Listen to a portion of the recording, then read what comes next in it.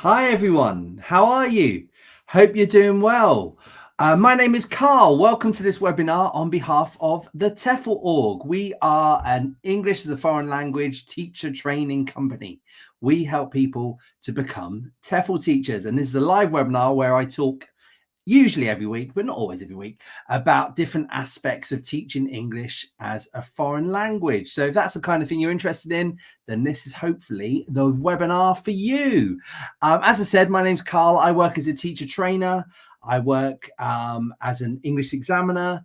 I work as an online teacher. I do some face-to-face teaching as well here in Northern Ireland where I live. But before this, I taught in Japan, Vietnam, Sri Lanka, China, Kazakhstan, Azerbaijan, Iraq, did a bit of work in Spain and Italy as well. So hopefully that means that I can talk to you about today's topic, which is the costs involved of teaching English abroad. So I'm in Northern Ireland. Please let us know where you are in the world. It's always good to know the names of people and also their location.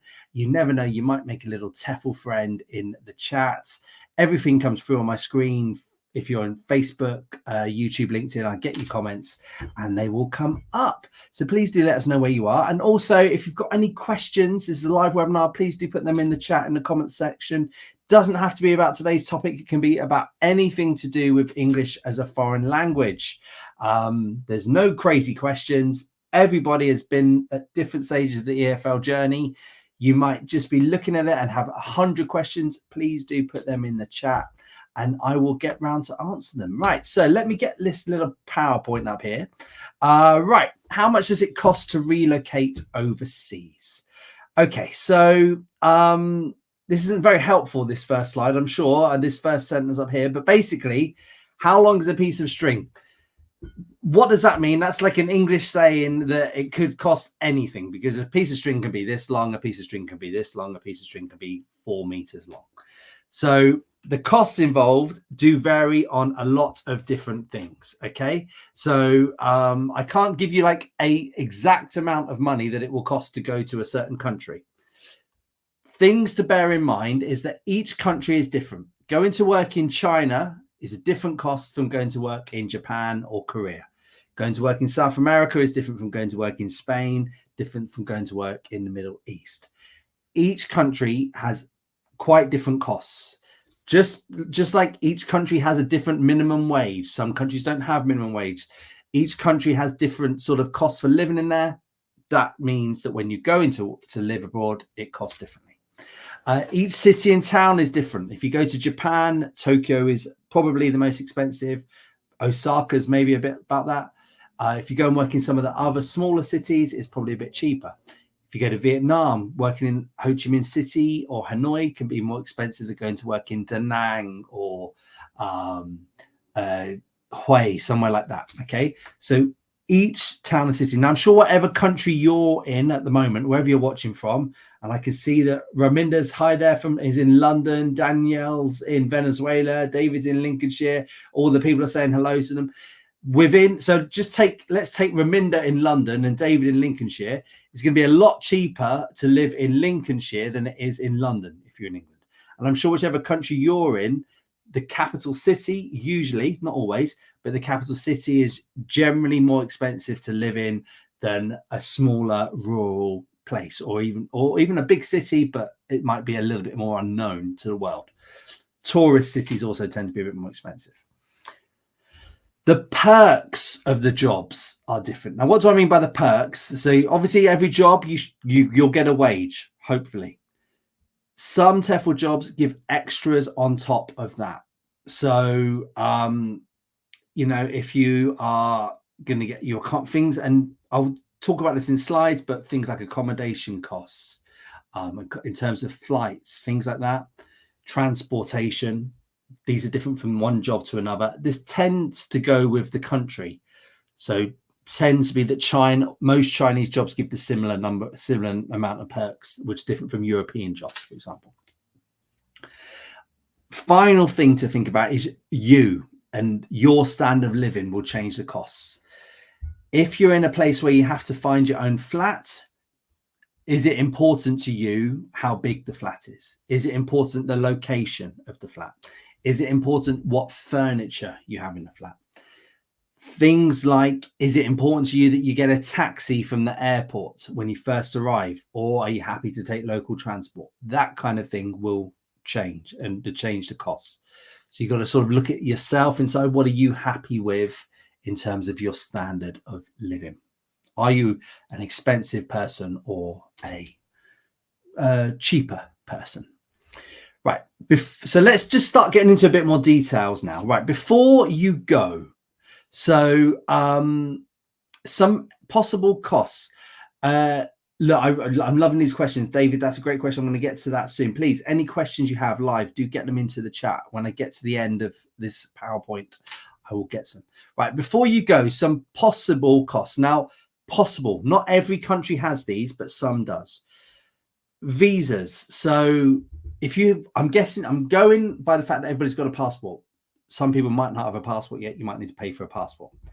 Visas. Now, every country generally charges for a work visa. Now, within the EU, it's different if you've got an EU passport. If you're coming from outside the EU into the EU, there are visa costs.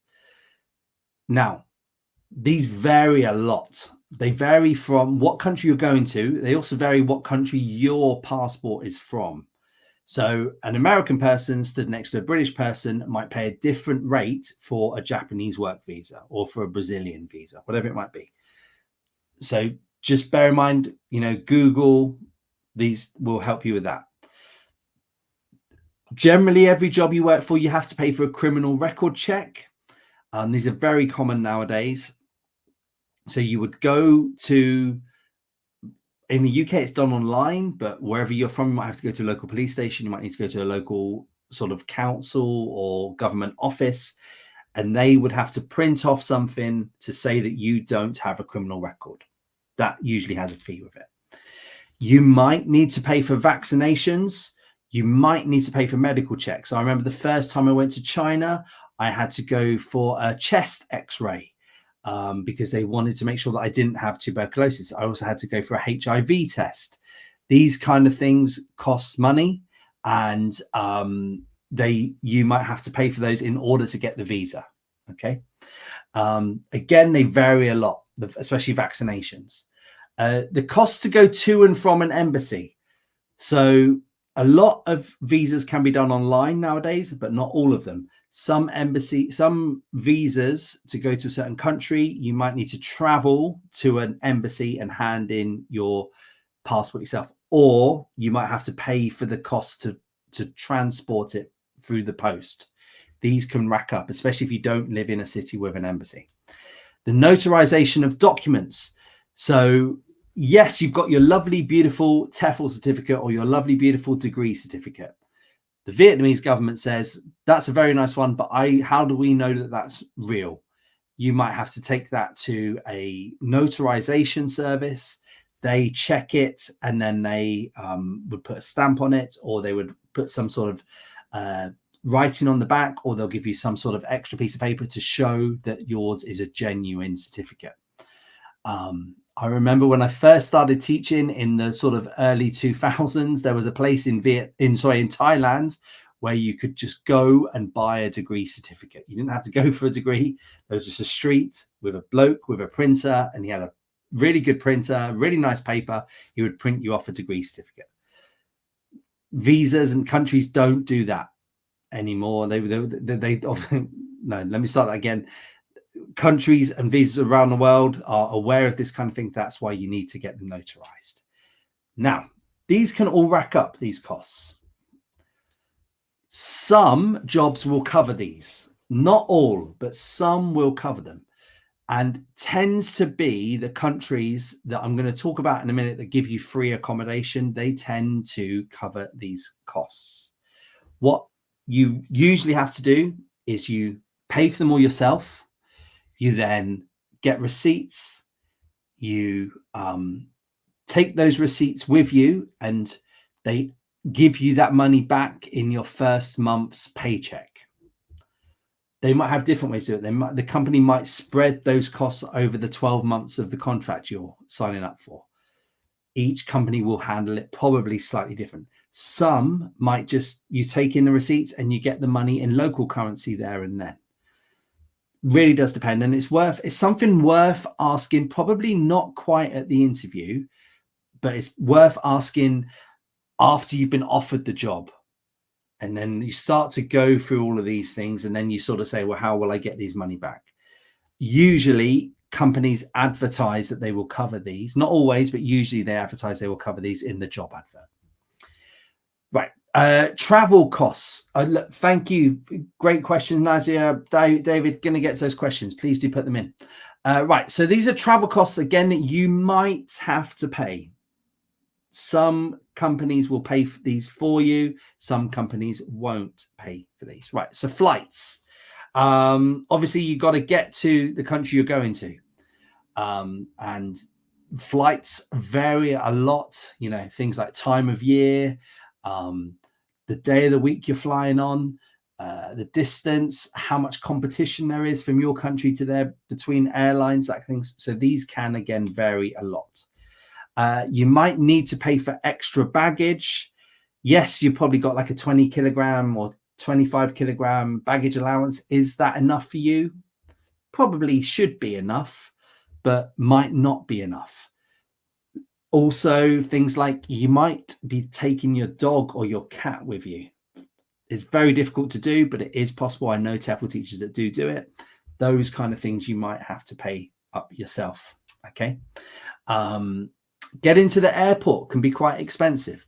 So, you know, could be like money. If your parents need you to take you, they might want to ask for the money for the parking. If you're going to get a taxi, that can be quite expensive. Getting a train, stuff like that can be expensive. So these are kind of things that you need to factor in. Then when you arrive, getting from the airport to the accommodation. Now, if it's a company that is providing you with accommodation, woohoo, happy days, because they will probably pick you up at the airport. But not all companies do that. You might have to book yourself into a hotel, which you pay yourself the first few days. You have to get from the airport to there. All right. Also, airport meals and drinks. These kind of things can really rack up. Not all airlines give you free food anymore. Long haul they tend to, but short haul they tend to not.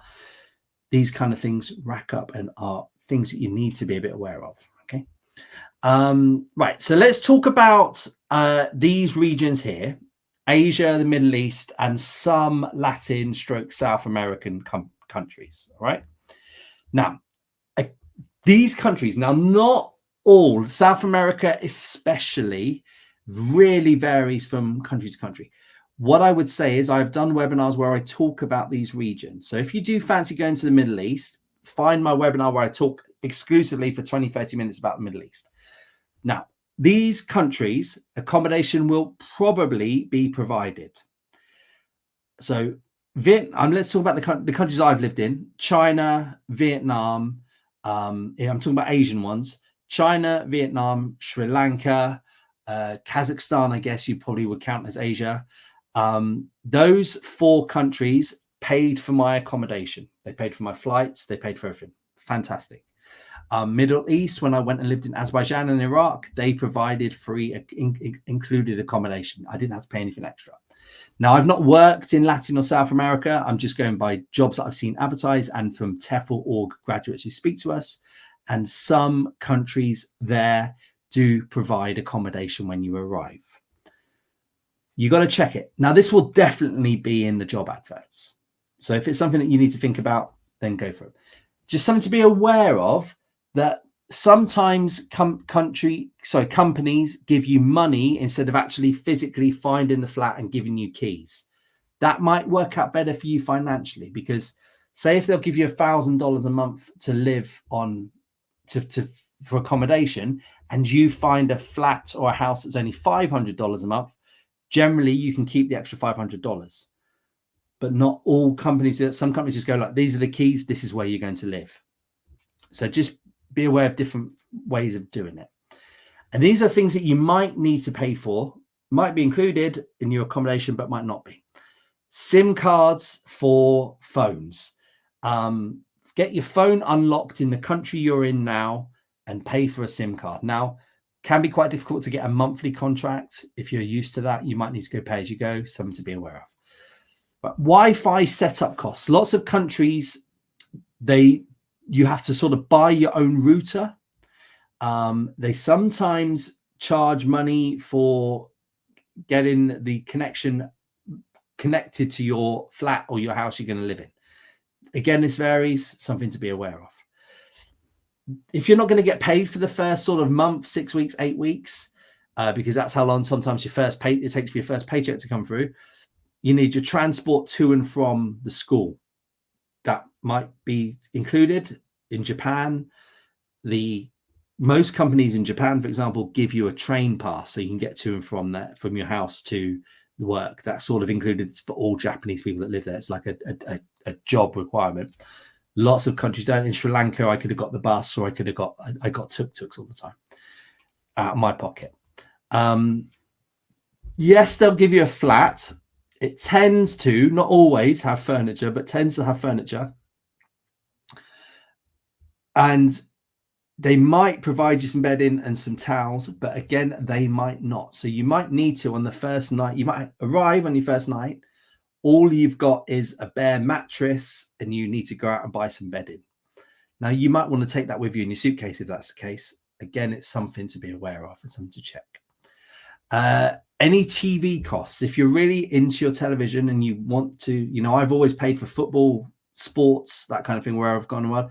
And this tends to go with the Wi-Fi. They tend to be able to sort this all out as well. But if you do want to have a TV, you might need to buy a TV, or you might need to pay for the sort of the English speaking channels or something like that, if that's what you want. Now, the rest of the world, or if you're going somewhere and you're self-employed, or you're going on a visa where you're sort of I've forgotten the word. Basically, where you're a digital nomad visa. That's the words I'm looking for.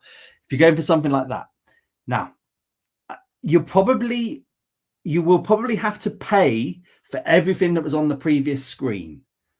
Probably. Now, some countries will give you furniture, but some countries won't give you furniture. You might hire the flat, but it will have no furniture. So you might need to pay for everything that was on the previous screen, plus any house or apartment deposits. Now, this really varies depending on where you are in the world. So you could, you might need to pay for the first 3 months as a deposit. You might not be a deposit, and you might have to just lose. So you sign up for 12 months, it costs you 15 months, you don't get your 3 months back. It really does depend where you go in the world. Each country sort of has different ways of handling house deposits. Something that you need to think of.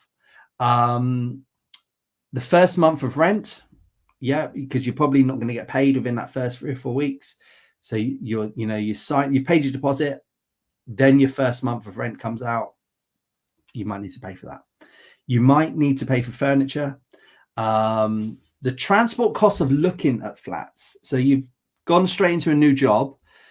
You're going to look at one flat on a Monday, then another flat on a Tuesday. You have to get all around the town looking for that.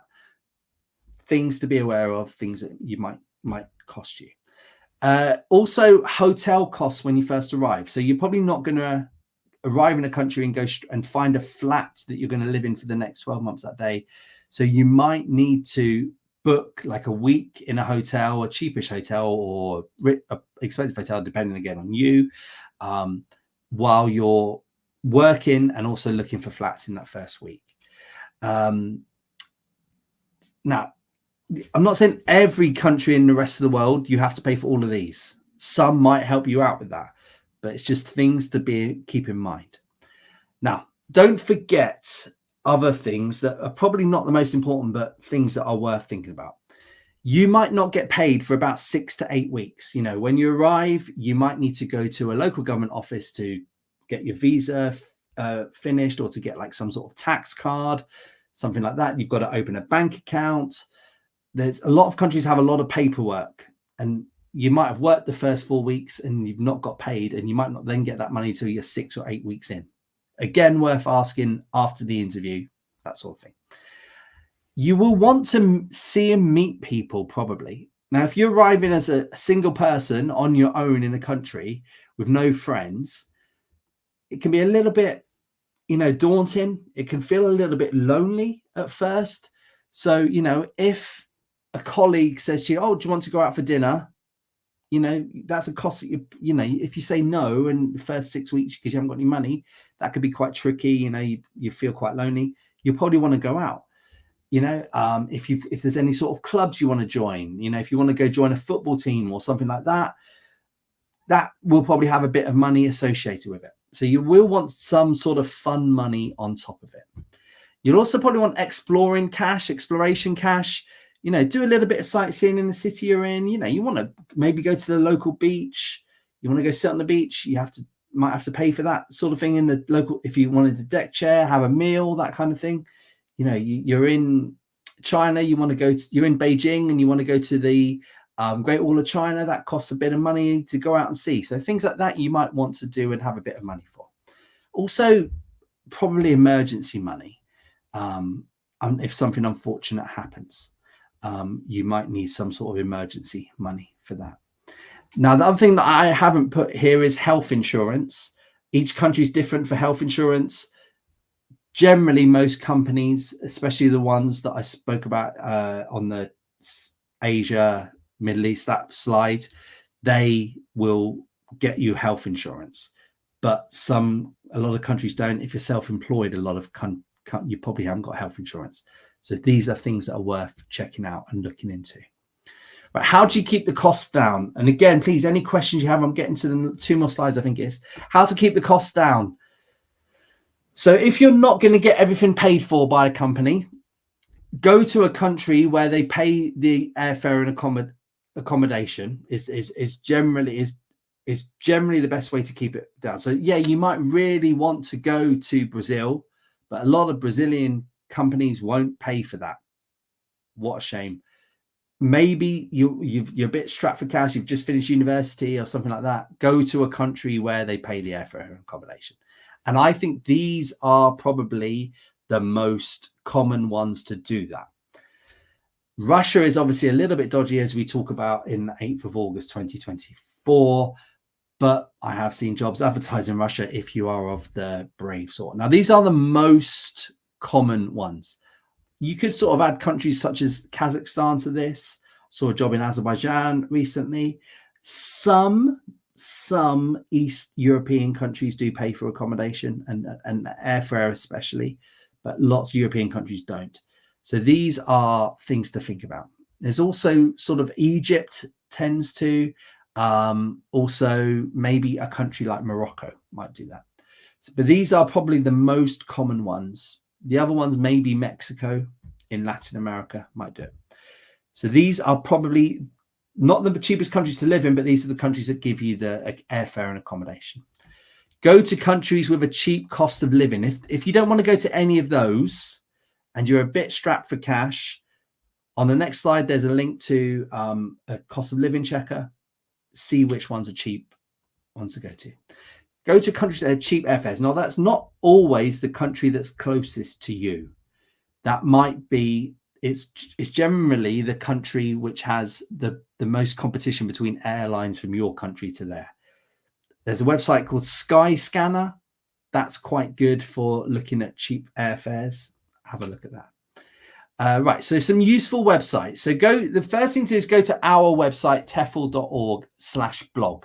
Now, the blog pages are really well written on a whole range of subjects. There's a search bar at the top. So go to that one and then search for something like how to prepare for a move abroad. That will give you some information.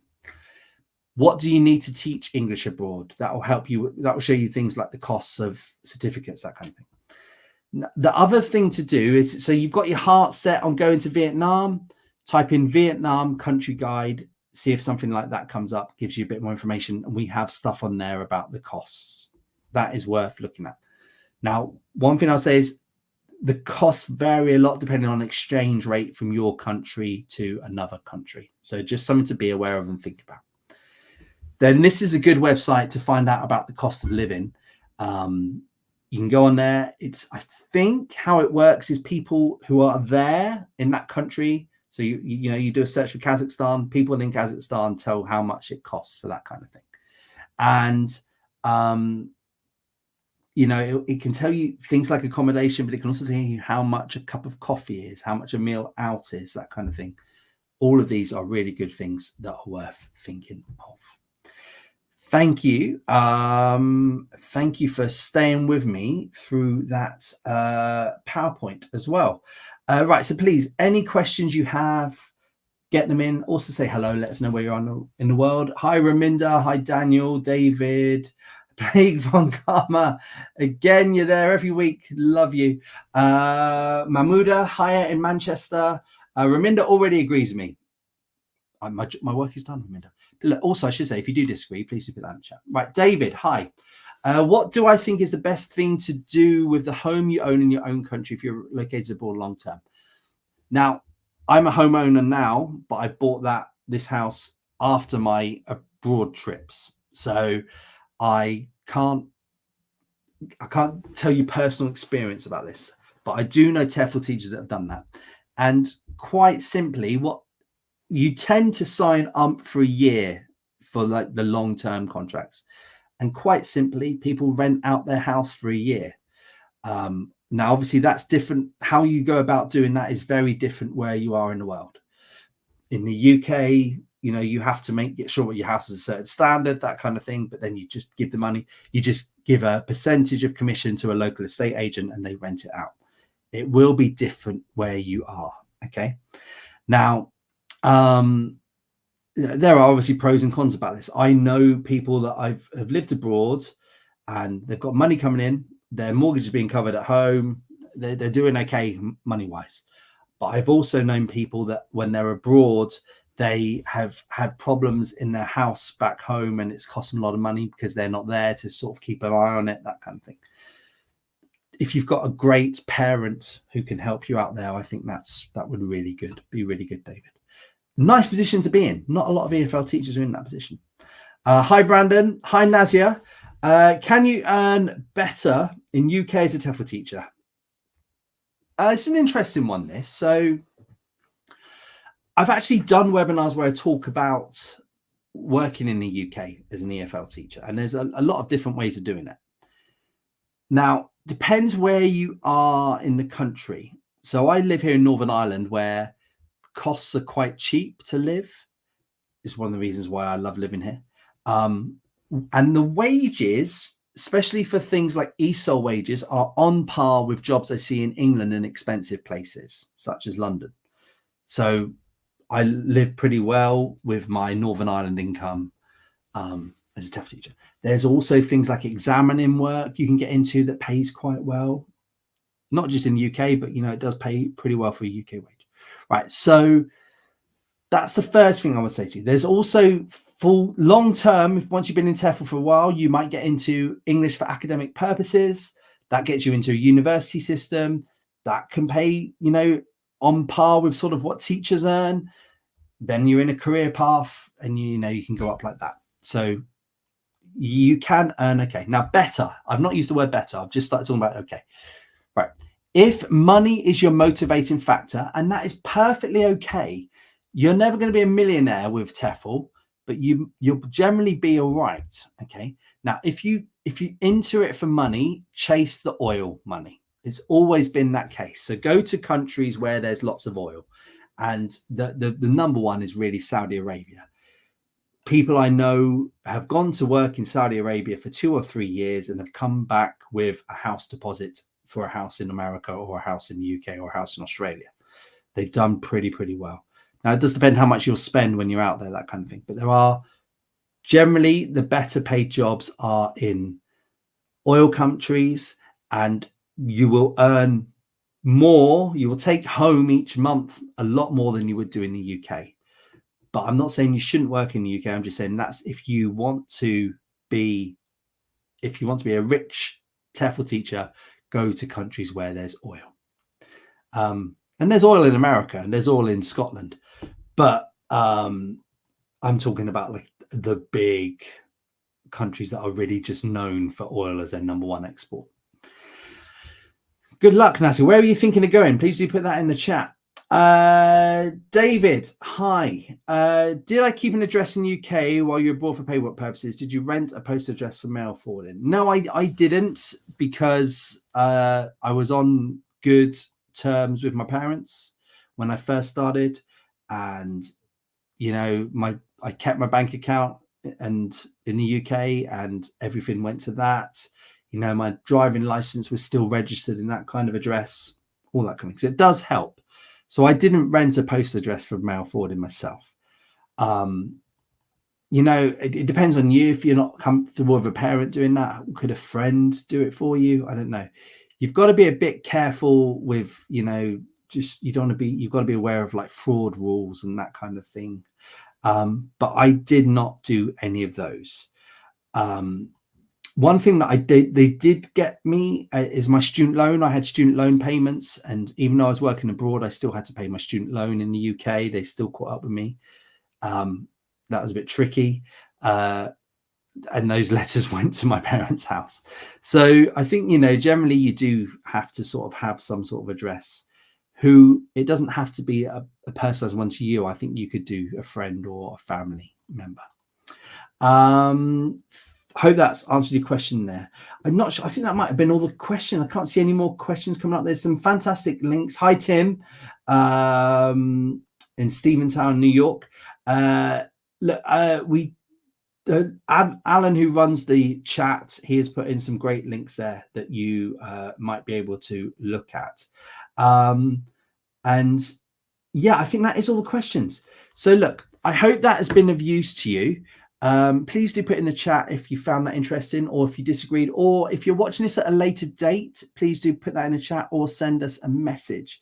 You can contact us on our website, tefl.org. Scroll down, there's a contact function with us. There's also, you can contact us through our Facebook page. You can contact us. We check the comments as well. We also have a TEFL org group. Now, this is probably the best way to get an answer. I sort of monitor that as well. So you go on, it's on Facebook. If you type in TEFL org, there's a discussion group amongst teachers who are already graduates or are doing the course, and you can find out some more information like that. Nadia, okay, so you've got no teaching experience in the UK, so you might want to start looking at for some volunteer. So there's lots and lots of charities in the UK where people teach refugees. That could be a really good way of doing it. You might also want to find your local higher education establishment and see what they want for their teachers. Okay. Yeah, okay, got you. Now I understand because of family, but you can teach abroad with children. That's the thing I would say. It's possible. The other thing as well is obviously you could be an online teacher and from the UK, and I've done webinars where I just talk about online teaching, so that might be worth thinking. Raminda, you don't have to register as far as I know. Please, you got to check this with HMRC.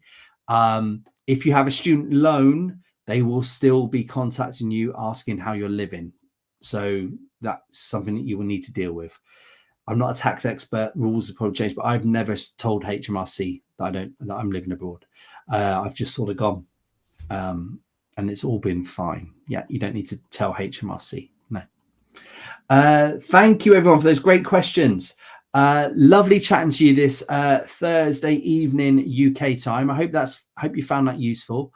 Again, obviously, please do contact us on anything at all you might have to do with EFL.